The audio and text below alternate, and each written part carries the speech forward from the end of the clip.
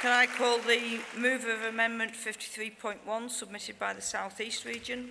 Yeah, President Conference, Mark Chiverton, South East region, moving Amendment 53.1 and supporting the main motion, mindful of the need to be brief, lots to get through still.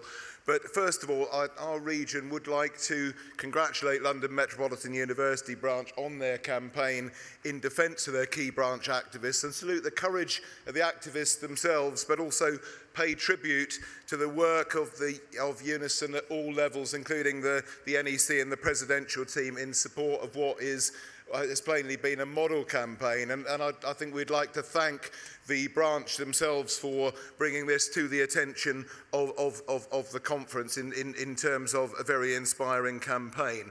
And conference, our amendment doesn't seek to take anything away from the main motion. It simply seeks to build on it and widen it out so that we can reaffirm our existing commitment to a number of key principles in relation to the importance of facility time and the importance of defending our activists who are under increasing attack.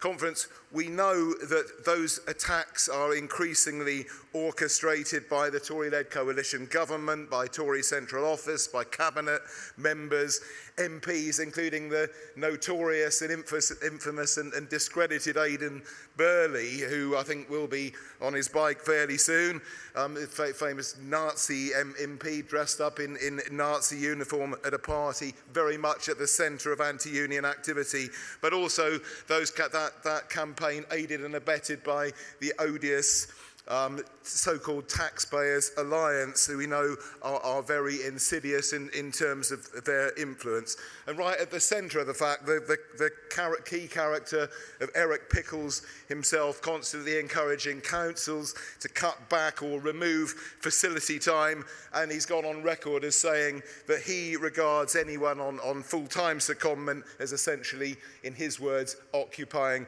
a non-job. Well, conference, what an insult that is to hundreds and hundreds of people up and down the country committed to defending our members, defending members in other unions and defending jobs and services. And it's Eric Pickles, in my view, himself that's occupying a non-job, not us and not our activists.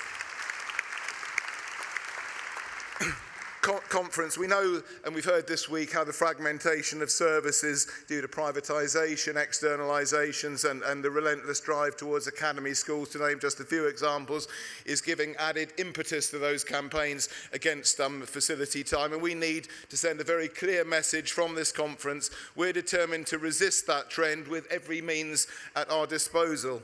We need to pledge ourselves to highlight to our members the vicious attacks being made on facility time by many employers in all sectors where we represent members, encouraged by the coalition government, by the Tory party and by organisations like the Taxpayers Alliance. We need to monitor what's going on, and we need to vigorously defend every last right to facility time as set out in statute.